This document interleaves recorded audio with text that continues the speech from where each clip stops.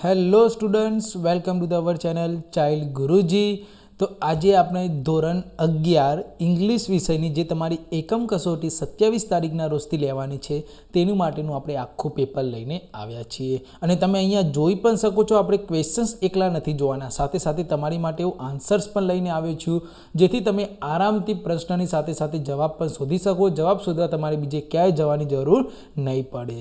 આ તમારી માટે એકદમ બહુ ઇમ્પોર્ટન્ટ પેપર છે, તો આખો વિડીયો તમારે જરૂરથી જોવાનો છે. તો ચાલો વિડીયોને સ્ટાર્ટ કરીએ. તેના પહેલાં તમે આપણી ચેનલ પર નવા હો તો પહેલાં ચેનલને સબસ્ક્રાઇબ કરી દો અને બાજુવાળા બેલ બટનને ઓન જરૂરથી કરી દેજો.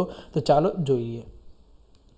એકમ કસોટી ઇંગ્લિશ વિષય ધોરણ 11, ટાઈમ તમારો રહેશે 1 અવર, મતલબ કે 1 કલાક. જુલાઈ 2022. અહીંયા તારીખ કઈ આવી જશે? 27. ટોટલ માર્ક્સ છે 25.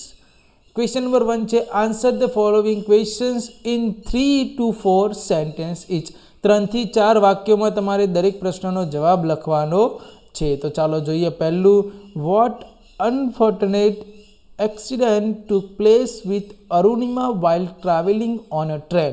મતલબ કે અરુણિમા જ્યારે ટ્રેનમાં સફર કરી રહી હતી ત્યારે તેની સાથે શું એક્સિડન્ટ બન્યો હતો એ તમારે લખવાનો છે, જે આપણે તમને અહીંયા લખીને જ આપી દીધો છે. તો એક વખત વાંચી લઈશું. તમે એક કામ કરજો, અહીંયા વિડીયોને સ્ટોપ કરીને સ્ક્રીનશોટ પાડી દેજો, બરાબર? એટલે તમે આરામથી લખી શકો. આપણે અહીંયા વાંચી લઈશું એક વખત. Once while Arunima was travelling by a train and was dozing on her bed, she felt a hand tugging her gold chain. She woke up and saw 4 or 5 desperate young men surrounding her. All were drunken and no help was possible, so Arunima had to fight them. One of the robbers kicked her hard and she lost her balance and flew out of the train. તમારી skill છે પણ તમારા level મુજબ સાચું અને સારું guidance નથી મળી રહ્યું, જેથી તમે પાછળ રહી જાઓ છો. શું તમે સારી જગ્યાએ અભ્યાસ કરો છો છતાં રિઝલ્ટ સુધરતું નથી, કે પછી ભણવાની સાથે સાથે મજા નથી આવતી? તો અહીંયા બતાવ્યા પ્રમાણે સરસ તૈયારી કરાવવામાં આવશે. કોઈ પણ પ્રકારની તમારી જે તકલીફો છે તેનું સમાધાન એબીસી ક્લાસીસમાં તમને મળશે. ગઈ સાલ હજારો વિદ્યાર્થીઓએ અભ્યાસ કરી અને આ મુજબનું રિઝલ્ટ મેળવ્યું છે. જો તમે પણ સારું રિઝલ્ટ મેળવવા માંગો છો તો આજે જ એબીસી ક્લાસીસમાં જોડાઓ. વધુ વિગતવાર માહિતી માટે અમારી એપ ડાઉનલોડ કરો, જેની લિંક ડિસ્ક્રિપ્શનમાં આપેલી છે. અને હા, એબીસી ક્લાસીસ ગાંધીનગર યુટ્યુબ ચેનલને સબસ્ક્રાઇબ કરવાનું ભૂલતા નહીં. In mider she was robbed by another train on the next track. The ping pong went on. Finally she fell down, unable to recollect her leg from the track and lost it forever. બરોબર? તો આટલી ભયાનક ઘટના અરુણિમા સાથે બનેલી છે, તો આ બહુ દર્દજનક કહેવાય. બરોબર વિદ્યાર્થી મિત્રો? તો આ તમારે જે મેં જે પ્રમાણે જવાબ લખ્યો છે એ પ્રમાણે જવાબ લખવાનો છે. તો અહીંયા તમે લખે પ્રમાણે લખી દેજો. બીજો ક્વેશ્ચન જોઈ લઈએ.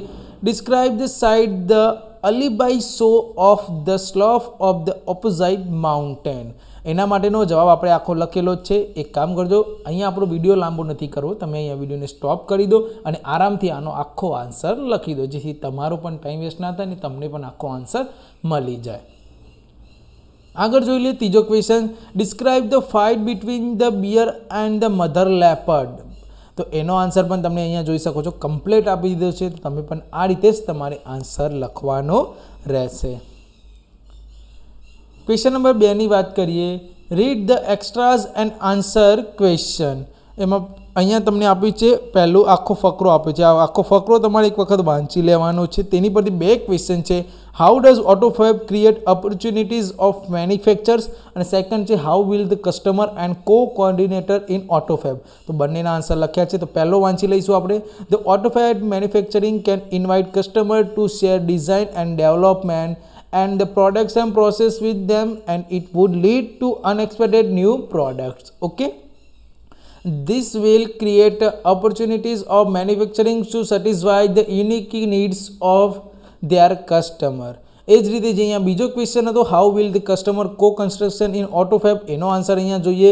તો in Autofab new product liability, other risks and patent rights may be shared with the customer because the things will proceed according to the suggestion and requirement of the customer. એ જ રીતે અહીંયા બીજો question મારી રીતે જ આપ્યો છે કે આખો ફકરો આપેલો છે અને એ ફકરા પરથી તમારે અહીંયા બે ક્વેશ્ચન જે આપેલા છે, what was the fun for the writer and what was the writer worried about, આ બંને ક્વેશ્ચન આપ્યા છે. બંને ક્વેશ્ચનના આન્સર આપણે જોઈ લઈએ. પહેલો ક્વેશ્ચનનો આન્સર આ રીતે થશે કે watching the cubs of leopard playing joyfully was fun for the writer. The way they were crouching of the snow and wrestling with each other past the writer.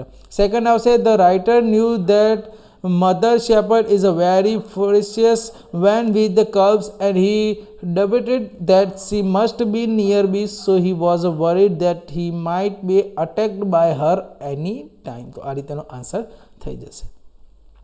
ત્રીજો ક્વેશ્ચન આ રીતે છે કે fill in the blank selecting the proper form of the words given in the brackets. અહીંયા જે બ્રેકેટ્સના અંદર જે શબ્દો આપ્યા છે એનો ઉપયોગ કરીને તમારે જવાબ લખવાનો છે. પહેલો છે ઇફ મની ખાલી જગ્યા something is a lots but it a character is a lots everything ખાલી જગ્યા. તો ઇફ મની ઇઝ લોટ્સ તો આપણે કશું ખોયું નથી, but character is a lost તો એવરીથિંગ ઇઝ અ લોસ્ટ. પહેલામાં ઇઝ લોસ્ટ, બીજામાં પણ ઇઝ લોસ્ટ આવશે. માય ડોગ ખાલી જગ્યા unless it is angry. My dog angry નહીં, હંગ્રી છે અહીંયા, મતલબ ભૂખ્યું. Okay, my dog doesn't hungry. We ખાલી જગ્યા late unless we leave soon, તો we will late unless we soon.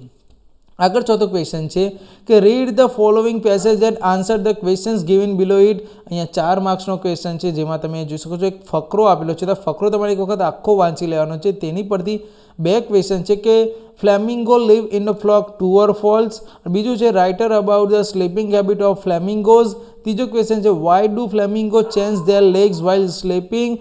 And ચોથો છે what have research found of about birds habit of standing on one leg. તો એ ચારેય ક્વેશ્ચન્સના આપણે answer તમને અહીંયા આપી દીધેલા છે, તમે અહીંયા જોઈ શકો છો.